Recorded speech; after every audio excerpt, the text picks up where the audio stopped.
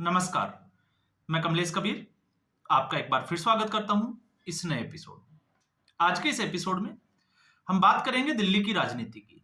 लेकिन आपने एक कहावत सुनी होगी, ना नोमन तेल निकलेगा और ना राधा नाचेगी। और मतलब आपको पता ही होगा इस कहावत का क्या मतलब था। तो आज स्थिति ये हो गई दिल्ली में कि राधा नाचेगी भी और नोमन तेल भी निकलेगा। अब मैं ऐसा क्यों कह रहा हूं? क्योंकि भारतीय जनता पार्टी अरविंद केजरीवाल के खिलाफ जिस तरीके की रणनीति पर काम कर रही है, उससे लगता यही है कि भारतीय जनता पार्टी अरविंद केजरीवाल को धीमा जहर देगी। धीमे जहर का मतलब हम पॉइजन की बात नहीं कर रहे।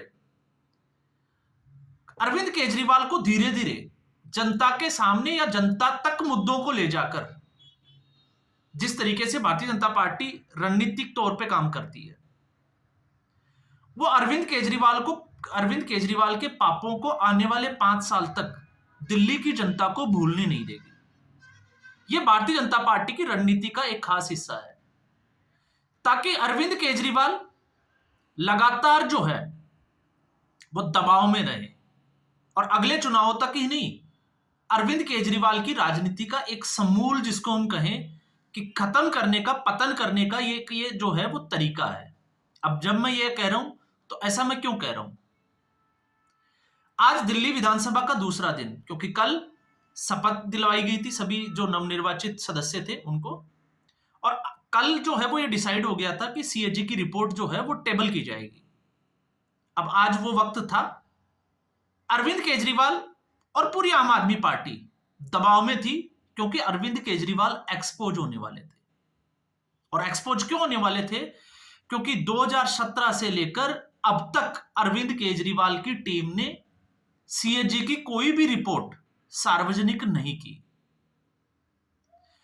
और जब सार्वजनिक नहीं की तो इसको लेकर विजेंद्र गुप्ता, जो कि सदन में नेता विपक्ष में थे, क्योंकि कांग्रेस पार्टी तो थी नहीं, तो भारतीय जनता पार्टी के जितने भी जो एमएलए थे उनमें विजेंद्र गुप्ता सबसे आगे थे, तो वो हाईकोर्ट के दरवाजे तक गए और हाईकोर्ट ने इसको लेकर नाराजगी भी जाहिर की थी। लेकिन दिल्ली विधानसभा चुनाव में चली गई थी, इसलिए उसके ऊपर आगे जो है वो कार्रवाई हो नहीं सकी। और भारतीय जनता पार्टी ने जो है वो वादा भी किया था कि जब विधानसभा का पहला सत्र होगा तो उसमें सीओजी की रिपोर्ट को सार्वजनिक किया जाएगा। अब सीएजी की रिपोर्ट जब सार्वजनिक करने की बारी आई, तो आज जिस तरीके से आतिशी मार्लेना और आम आदमी पार्टी पहले से ही डिसाइड करके आई थी कि सीएजी की रिपोर्ट को पेश नहीं होने देंगे, हल्ला करेंगे, और हुआ भी वही। जिस तरीके से भगत सिंह, और आपको पता होगा बाबा भीमराव अंबेडकर की जो फोटो थी उसको हटाकर भारतीय जनता पार्टी का जब मुख्यमंत्री रेखा गुप्ता वहां बैठती है तो उन्होंने जो है वो दूसरी जगह रख दी, या हम कहें कि दूसरी जगह लगा दी, वहां पे प्रधानमंत्री नरेंद्र मोदी की और दूसरी फोटोएं लगा दी। इसको लेकर आम आदमी पार्टी जो है वो अब मुद्दा बना रही है, क्योंकि वैसे अगर आप देखें तो ये कोई बहुत बड़ा मुद्दा है नहीं, लेकिन फिर भी बनाया जा रहा है। तो फिर यहां पर जो है वो आम आदमी पार्टी से भी सवाल किया जा सकता है कि आखिर बाबा भीमराव अंबेडकर और भगत सिंह की क्यों, महात्मा गांधी की भी तो फोटो लगाई जा सकती थी। तो ये जो है वो कोई मुद्दा बनता नहीं है, लेकिन फिर भी आम आदमी पार्टी, क्योंकि आम आदमी पार्टी दबाव में थी और दबाव के कारण ही जो है वो इसको मुद्दा बनाने की कोशिश की गई थी। लेकिन इस वक्त लोकसभा के स्पीकर है विजेंद्र गुप्ता, और कोइंसिडेंटली आप देखिए, अतीत के जो पाप होते हैं, कई बार कर्म जो होते हैं, वो हमारे भविष्य में जो है वो फिर सामने आ जाते हैं। 2019 में जब प्याज के बढ़ते दामों को लेकर भारतीय जनता पार्टी सदन में चर्चा चाह रही थी, और उस वक्त जो है वो केजरीवाल चर्चा होने नहीं देने चाह रहे थे, तो उस वक्त विजेंद्र गुप्ता ने जो है वो, आपने देखा होगा, हंगामा किया, और उस वक्त विजेंद्र गुप्ता को मार्शलों के द्वारा जो है वो सदन के बाहर उठाकर फेंक दिया गया। हम ये कह सकते हैं सीधे तौर पे, क्योंकि आम आदमी पार्टी यही प्रोजेक्ट करती थी। और आप आज स्थिति देखिए कि भारतीय जनता पार्टी के वही नेता जो है वो सदन में, या हम कहें कि विधानसभा के स्पीकर है, और आज उन्होंने आतिशी मार्लेना सहित सभी विधायकों को जो है वो आज के दिन के लिए जो है वो सस्पेंड कर दिया, सदन के बाहर का रास्ता दिखा दिया पहले ही दिन। तो यह दिखाता है कि रणनीतिक तौर पे भारतीय जनता पार्टी इस बार जो है वो किसी भी सूरत में दबाव की राजनीति में आके कोई काम नहीं करेगी। उल्टा जो है, जिस तरीके से अरविंद केजरीवाल का सदन में रवैया था, उसी रवैये के साथ में भारतीय जनता पार्टी भी काम करेगी। अब हम आ जाते हैं सीओजी की रिपोर्ट पे। तो जब हम सीएजी की रिपोर्ट की बात करते हैं, तो भारतीय जनता पार्टी चाहती तो 14 की 14 जो रिपोर्ट्स थी उनको, क्योंकि सीएजी की 14 रिपोर्ट सार्वजनिक नहीं की गई थी, तो 14 रिपोर्ट को सदन के पटल पर रख सकती थी, लेकिन नहीं। भारतीय जनता पार्टी ने रणनीति बनाई कि हर जो विधानसभा सत्र होगा उसमें एक रिपोर्ट जो है वो विधानसभा के पटल पे रखी जाएगी। मतलब अब जब जब विधानसभा सत्र होंगे, इस हिसाब से अगर 14 विधानसभा सत्र तक लगातार जो है वो अरविंद केजरीवाल विधानसभा में एक्सपोज होते रहेंगे, देश और जनता के सामने जो है वो भारतीय जनता पार्टी अरविंद केजरीवाल की सारी जो जिसको हम कहें कि वित्तीय अनियमितताएं थी, घोटाले थे या कुछ भी थे, वो सारा का सारा जो है वो जनता के सामने रखती रहेगी।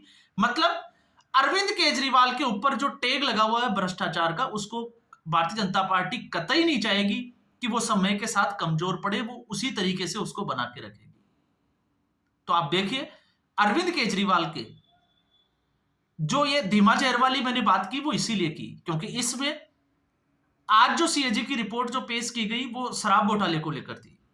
अब इसके ऊपर जो है वो बहस होनी है, चर्चा होनी है कि किस तरीके से जो है वो लाइसेंस जो है वो ब्लैक लिस्टेड लोगों को लाइसेंस दिए गए, किस तरीके से जो है वो एक के साथ एक फ्री की गई, किस तरीके से जो है वो कमीशन को जो है वो बढ़ाया गया, साउथ की लॉबी का क्या रोल था, और खबर यह है कि 2026 करोड़ रुपए की जो है वो अनियमितताएं।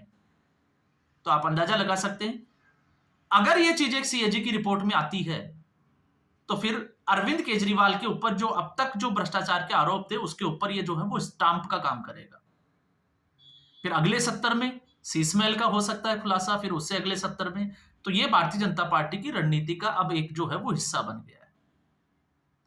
अब ऐसी स्थिति में एलजी ने सीधे तौर से जो है वो साफ तौर से कही दिया कि जो अरविंद केजरीवाल की परियोजनाएं हैं, लाभकारी योजनाएं हैं, उनको भी बंद नहीं किया जाएगा। तो यहां पर जब मैं ये कहता हूं कि अरविंद केजरीवाल की मुसीबत इसलिए बनी है क्योंकि अन्ना हजारे का जो आंदोलन था पूरा, अगर आप उस पर नजर डालोगे, उसका थोड़ा सा आप रिसर्च करोगे तो आपको एक ही चीज निकल के आएगी कि उस आंदोलन का आधार था सीएजी की रिपोर्ट। तो आज सवाल खड़ा हो जाता है कि जिस सीएजी की रिपोर्ट की, जिस नैतिकता की अरविंद केजरीवाल बात करते थे, उसको अरविंद केजरीवाल ने सार्वजनिक क्यों नहीं किया, तो उसके पीछे की मंशा क्या थी। और अब जब सार्वजनिक नहीं किया और उसमें कुछ चीजें निकल के आती है तो फिर जनता के जो सामने है वो सीधे तौर से जो मैसेज भारतीय जनता पार्टी देना चाहती है वो मैसेज जो है वो क्लियर हो जाएगा, और इससे आम आदमी पार्टी और अरविंद केजरीवाल की छवि और ज्यादा खराब होगी। अब जब मैं बात करता हूं सीएजी की रिपोर्ट की, तो सीएजी की रिपोर्ट में मैं 3 जो है वो बड़ी बातें करूंगा। 2010 में दिल्ली में राष्ट्रमंडल खेल हुए थे, और उस राष्ट्रमंडल खेलों की सीएजी की जो रिपोर्ट थी, कई चौंकाने वाले जो है वो दावे थे उसमें। और अरविंद केजरीवाल की जो राजनीति है 2013 से लेकर 2015-16 तक, अरविंद केजरीवाल ने इस सीएजी की रिपोर्ट के ऊपर जो है वो एक रिपोर्ट तैयार करवाई थी राष्ट्रमंडल खेलों को लेकर, और 370 पेज की वो पूरी रिपोर्ट थी, जिसमें शीला दीक्षित जी को 2 महीने के अंदर केंद्र सरकार से सिफारिश की थी कि ये जो है वो रिपोर्ट है सीएजी की, और इसके आधार पर अरविंद शीला दीक्षित को 2 महीने के अंदर जो है वो जेल में भेजा जाना चाहिए। तो उस वक्त अरविंद केजरीवाल जो है वो जिस सीएजी की रिपोर्ट का सहारा लेकर जो है वो हर मीडिया चैनल के सामने, आपने देखा होगा मंच पे जो है वो 2 पेज की एक रिपोर्ट लेके घूमते थे, और वो ये भी कहते थे कि हमने जो है वो इसकी जांच करवा ली। और जांच किससे करवाते थे? दिल्ली सरकार के अधीनस्थ एसीबी से। तो अब वही एसीबी अरविंद केजरीवाल की भी जांच करेगी। दूसरी जो है राष्ट्रमंडल खेलों के अलावा दूसरा था दिल्ली में टैंकरों का जो घोटाला था, उसको लेकर जो है वो अरविंद केजरीवाल ने एक रिपोर्ट तैयार करवाई थी। आप जाके जो है वो फैक्ट्स चेक कर सकते हैं। और उसी टैंकरों की जब बात करते हैं तो आपको पता होगा, आम आदमी पार्टी का विधायक प्रकाश जारवाल 2020 से बाद में जिस तरीके से टैंकर माफिया दिल्ली में हावी हुआ, अभी जो है वो सजायाफ्ता है। मतलब हम कह सकते हैं कि आरोप सिद्ध हो चुके हैं, आरोपी नहीं है। वो दोषी हैं, वो दोषी पाए गए हैं। और इसके अलावा आपने देखा होगा, ये तो हुई सीधे तौर से, इसके अलावा बाकी की और सारी बहुत सारी जो रिपोर्ट्स है, वो सब की सब रिपोर्ट्स जो थी वो सीएजी के हवाले से थी। और 2013 से लेकर 2016 तक अरविंद केजरीवाल की राजनीति उन्हीं रिपोर्ट के आधार पर चलती थी। और 2016 के बाद में 2017 से लेकर 2025 तक अरविंद केजरीवाल ने कोई भी रिपोर्ट सार्वजनिक नहीं की। और जितनी भी जो रिपोर्ट्स है, क्योंकि दो ही मुख्यमंत्री रहे, एक अरविंद केजरीवाल और उसके बाद में आतिशी मारलेना। तो आतिशी मारलेना का जो है वो इसमें कोई बहुत ज्यादा बड़ा रोल है नहीं, लेकिन जितने भी घोटालों की अनियमितताएं जो सामने आ रही है, फिर चाहे वो स्वास्थ्य में हो, मोहल्ला क्लिनिक को लेकर हो, फिर चाहे स्कूल निर्माण को लेकर हो, फिर चाहे हॉस्पिटल निर्माण को लेकर हो, डीआरटीसी की जो बसें हैं उसके घोटाले की बात करें, या फिर शीश महल में जिस तरीके से अनियमितता के साथ बिल पास किए गए, एक लिमिट, उस लिमिट से सारे जो है वो कम रखे गए, क्योंकि कोई भी फाइल जो है वो एलजी के पास नहीं जाए, क्योंकि 10 करोड़ से कम का जो बिल होता है उसको पास करने के लिए जो है वो पीडब्ल्यूडी डिपार्टमेंट जो है वो पास कर सकता है। अगर इससे ऊपर का बिल होता है, और उसमें आपने देखा होगा एक जो बिल था वो 9 करोड़ 99 लाख कुछ हजार के आसपास था, मतलब उस फिगर से थोड़ा सा नीचे रखा गया था। तो अभी उसकी तो हम चर्चा ही नहीं कर रहे, हम तो सिर्फ ये बात कर रहे हैं कि आखिर भारतीय जनता पार्टी 14 जो रिपोर्ट्स थी सीएजी की, उनको आज टेबल क्यों नहीं किया। तो अब आप समझ गए होंगे कि टेबल नहीं करने के पीछे की कहानी क्या है, क्योंकि भारतीय जनता पार्टी पूरे 5 साल तक अरविंद केजरीवाल को एक्सपोज करती रहेगी। और दूसरा, इसके साथ में जिस तरीके से आम आदमी पार्टी ने, क्योंकि आम आदमी पार्टी ने अभी जो मुद्दा बनाया है वो उस लेवल पे काम कर भी नहीं रहा है, जिसमें 2500 रुपए महिलाओं को देने की बात की जा रही है। क्यों नहीं कर रहा? क्योंकि आम आदमी पार्टी की पंजाब में सरकार है, और पंजाब में जो है वो इसी तरीके का वादा आम आदमी पार्टी ने किया था, लेकिन वो 3 साल से उसको पूरा नहीं कर पाई है। तो ऐसी स्थिति में वो भारतीय जनता पार्टी के ऊपर ज्यादा दबाव बना नहीं सकती। तो Bharatiya Janata party aggressive mode पे है, अरविंद केजरीवाल को किसी भी सूरत में बख्शने के मूड में नहीं है। और जिस तरीके से अरविंद केजरीवाल का पिछले 5 साल का जो ट्रैक रिकॉर्ड है, जनता ने तो पहले ही नकार दिया था, लेकिन अब बारी आती है उसमें एक्सपोज करने की। तो इसलिए मैंने कहा है कि इस बार जो है वो तेल निकलेगा, और 9 मन तेल पूरा निकलेगा। क्यों निकलेगा? क्योंकि 14 की 14 जो रिपोर्ट्स है वो सार्वजनिक की जाएगी, और राधा जो है वो नाचेगी और सदन से भागेगी भी।